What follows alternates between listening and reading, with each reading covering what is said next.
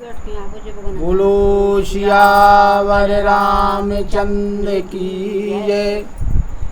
राम कथा के रसिक तुम भक्त रास मति धीर।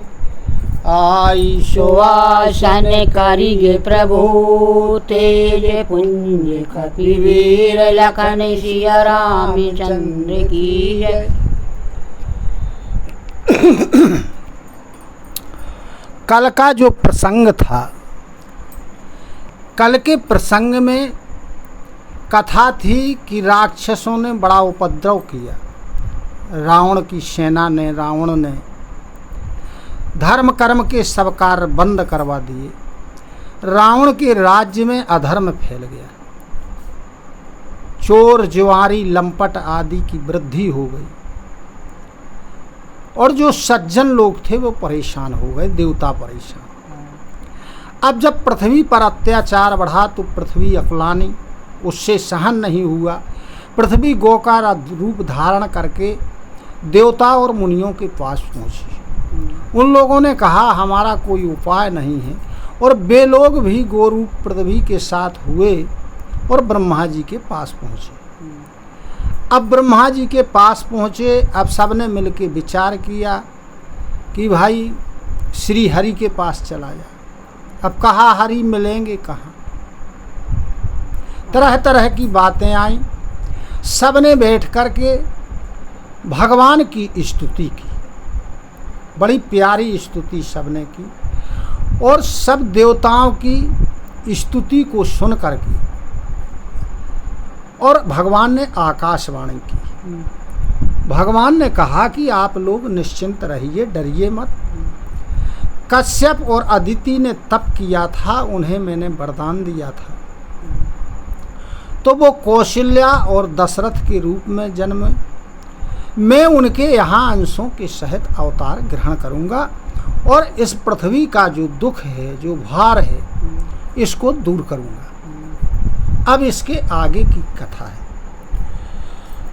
निज लोक कहीं बिरंची गए, देवन यही सिखाई। वानर तनु धरि धर्महि, हरिपद सेवहु जाई। लखन सिया रामचंद्र की जय। तो ब्रह्मा जी ने पृथ्वी को समझाया। पृथ्वी की बात समझ में आई। अब ब्रह्मा जी ने देवताओं को समझाया, और देवताओं को समझाया क्या? कहने लगे कि देवताओं से कि आप लोग जो है वानर का वेश धारण करिए, शरीर धारण करिए, और जाकर के पृथ्वी पर पहुंचिए और भगवान के चरणों की सेवा करिए। गए देव सब निज निज धामा, भूमि सहित मन कहूँ विश्रामा। जो कछु आयसु ब्रह्मा दीना, हर से देव विलंब न कीना। सब देवता अपने अपने लोक को चले गए और पृथ्वी के सहित, यानी पृथ्वी के भी देवताओं के मन में भी, ऋषि मुनियों के मन में भी बड़ी शांति प्राप्त हुई। ब्रह्मा जी ने जिसको जो आज्ञा दी थी वह सब देवताओं ने बिना विलंब किए, बिना किसी देरी के कर दिया। क्या कर दिया देवताओं ने? कि वन चरो देह धरी क्षिति माही, अतुलित बलो प्रताप तिन्ह पाही। गिरि तरु नख आयुध सब वीरा, हरि मार्गो चित वही मति धीरा। अब सब देवताओं ने क्या किया कि पृथ्वी पर वानर का शरीर धारण कर लिया। और कैसे थे वो? अतुलनीय बलशाली, प्रतापवान, सभी शूरवीर थे। और उनके अस्त्र शस्त्र क्या थे? पर्वत, पेड़, नाखून, ये उनके अस्त्र शस्त्र थे। और सभी धीर बुद्धि वाले थे। और सब क्या करने लगे? भगवान के प्रकट होने की यानी आने की प्रतीक्षा करने लगे। गिरि कानन जहाँ तहाँ भरी पूरी, रहे निज निज अनेक रचिरूरी। यह सब रुचिर चरित में भाखा, अब सो सुनाहु जो बीच ही राखा। वे वानर लोग कहाँ? जंगलों में, पर्वतों में, जहाँ तहाँ अपनी अपनी सुंदर सेनाओं को सजा करके और रहने लगे। अब शिव जी कहते हैं पार्वती जी से कि हे पार्वती जी, यह जो चरित्र है ये मैंने तुमको सुना दिया। अब कुछ बीच में चरित्र छूट गया है पीछे, उसको सुनो। अवधोपुरी रघुकुल मणि राऊ, वेद विदितो तेहि दशरथ नाऊ। धर्मो धुरंधर गुणी निधि ज्ञानी, हृदय भगति मति सारंग पानी। क्या हुआ कि अवधपुरी में, अयोध्यापुरी में रघुकुल के शिरोमणि दशरथ जी राजा हुए। कौन राजा हुए? दशरथ जी, जिनका नाम वेदों में भी विख्यात है। वो थे कैसे? धर्म के धुरंधर थे, बड़े धर्मात्मा थे, वीर थे, गुणों के भंडार थे। उनके जो हृदय में था वो भगवान की भक्ति निवास करती थी। और उनका जो मन था वो भगवान की भक्ति में ही लगा रहता था। कौशल्यादि नारी प्रिय, सवाचरण पुनीत। पति अनुकूल प्रेम दृढ़, हरिपद कमल विनीत। लखन सिया रामचंद्र की जय। उनकी जो प्रिय पत्नियां थीं यानी कौशल्या, केकई, सुमित्रा, सभी अत्यंत पवित्र आचरण करने वाली थीं और अपने पति के अनुकूल चलने वाली थीं। और भगवान के चरणों में उनका बढ़िया प्रेम था, दृढ़ प्रेम था, पक्का प्रेम था। एक बार भूपति मन माही, भय गलानी मोरे सुत नाही। गुरु गृह गयौ तुरत महिपाला, शरण लागी करी विनय विशाला। अब क्या हुआ कि राजा दशरथ थे, उनकी तीनों पत्नियां थीं। एक बार क्या हुआ कि राजा दशरथ को अपने मन में गिलानी पैदा हुई। किस बात की? कि मेरे कोई पुत्र नहीं, संतान नहीं।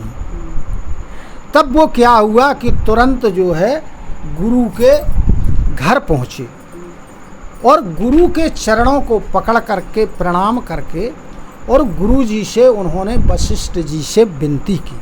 क्या कहने लगे?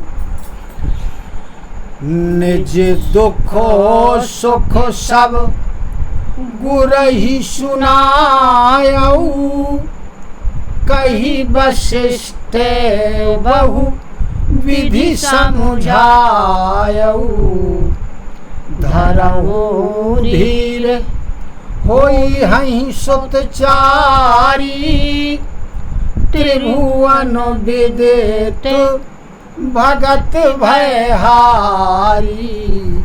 क्या हुआ, राजा दशरथ जी ने अपना सुख और अपना दुख गुरु जी को सुनाया। तब वशिष्ठ जी ने अनेक प्रकार से राजा दशरथ जी को समझाया। कहने लगे कि हे राजन, धैर्य धारण करिए, आपको 4 पुत्र होंगे और ऐसे पुत्र होंगे जो तीनों लोकों में प्रसिद्ध होंगे और भक्तों के भय को दूर करने वाले होंगे। श्रृंगी ऋषि वशिष्ठ बुलाया, पुत्र कामो शुभ यज्ञ करावा, भगति सहित मुनि आहुति दीन है, प्रगटे अग्नि चरु कर लीन है। अब क्या हुआ कि वशिष्ठ जी ने पुत्रेष्टि यज्ञ संपन्न करवाने के लिए श्रृंगी नाम के ऋषि को बुलाया। तो पुत्र कामना से श्रृंगी ऋषि ने यज्ञ करवाया। भक्ति के साथ उन्होंने अग्नि में आहुतियां प्रदान की। तब अग्निदेव क्या हुआ कि हाथ में चरु लेकर के और प्रकट हो गए साक्षात। हाँ, चरु कहलाता है पायस, यानी एक प्रकार की खीर। तो वो खीर लेके वो प्रकट हो गए। जो वशिष्ठ कछु हृदय विचारा, सकल काजुभा सिद्ध तुम्हारा, यह हवी बाटी देहु नृप जाई, जथा जोग यही भाग बनाई। अब वशिष्ठ जी ने अपने हृदय में विचार किया और कहने लगे दशरथ जी से कि तुम्हारा सभी कार्य सिद्ध हो गया है। कहने लगे कि यह जो हव्य है इसको तुम ले जाओ और ले जा करके अपनी पत्नियों को, तीनों पत्नियों को यथायोग्य बांट दो। तब अदृश्य भय पावको, सकल सभई समुझाई, परमानंद मगन नृपो, हरस न हृदय समाई, लखन सिया रामचंद्र की जय। अब क्या हुआ कि अग्निदेव सबको समझा करके और वो पायस यानी खीर दे करके क्या हुआ, अदृश्य हो गए। अब जो राजा थे वो परमानंद में मग्न हो गए और प्रसन्नता उनके हृदय में समा नहीं रही है, इतने प्रसन्न है राजा के। तब ही राय प्रिय नारी बुलाई, कौशल्या तहाँ चली आई, अर्ध भाग कौशल्या दीना, उभय भागोवा दे कर कीन्हा। क्या हुआ कि अब राजा ने अपनी पत्नियों को बुलाया और पत्नियों को बुला करके जब इन्होंने बुलाया तो तीनों पत्नियां प्रसन्नता के साथ चली आई। अब उस हव्य का यानी खीर का इन्होंने क्या किया कि 2 भाग किए और 2 भाग करके एक भाग कौशल्या को दे दिया यानी आधा भाग किसे दे दिया? कौशल्या। कौशल्या को। और जो आधा भाग बचा उसके 2 भाग फिर से कर दिए कि कई कहा नृप सोदाऊ रहो सो भय भाग्य पुनि भयऊ कौशल्या कैकेयी हाथों धरी दीन सुमित्रहि मन प्रसन्न करी। अब क्या हुआ कि जो आधा था उसके 2 भाग किए, उस 2 भाग में से 1 भाग उन्होंने क्या किया? कैकेयी को दे दिया। फिर जो 1 भाग बचा था उसके पुनः उन्होंने 2 भाग किए। 2 भाग किए, 1 भाग उन्होंने कौशल्या के हाथ पर रखा, 1 भाग कैकेयी के हाथ पर रखा और दोनों के माध्यम से दशरथ जी ने वह किसको दिया? सुमित्रा को दिया। एहि विधि गर्भ सहित सब नारी भई हृदय हर चित सुख भारी जादनो ते हरि गर्भ आए सकल लोक सुख संपत्ति छाए। इस प्रकार से सभी रानियां गर्भवती हो गई और सब अपने मन में हृदय में बड़ी प्रसन्न हैं, बड़ी खुश हैं। जिस दिन से भगवान गर्भ में आए उस दिन से सारे लोक में सुख संपत्ति छा गई। मंदिर महा सब राजहि रानी शोभाशील तेज की खानी सुख जुतो कछुक काल चली गए जेहि प्रभु प्रगट सो अवसर भयऊ।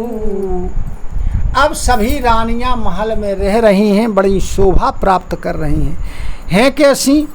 शोभा की खान है, शील की खान है, तेज की खान है। इस प्रकार सुखपूर्वक कुछ समय बीता। अब भगवान के प्रकट होने का अवसर आ गया।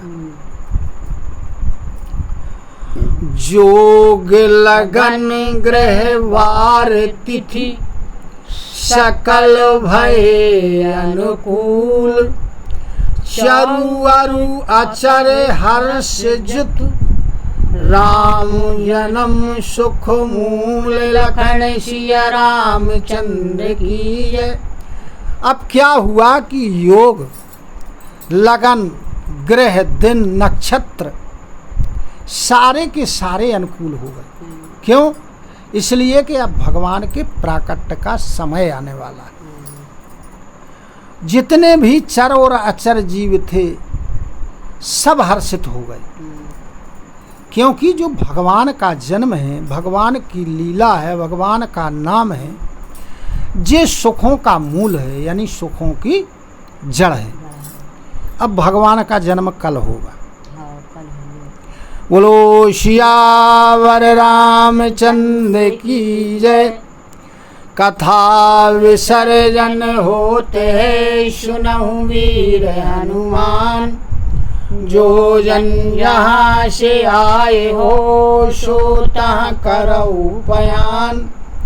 श्रोता सबे आश्रम गए शंभु गए कैलाश रामायण मम हृदय में सदा करहु तुम वास। लखन सिया रामचंद्र की जय। उमापति महादेव की जय। पवन सुत हनुमान की जय। बोलो गुरु गोविंद की जय हो। जय जय सीताराम जय जय राधे श्याम। नमः पार्वती पते हर हर हर महादेव।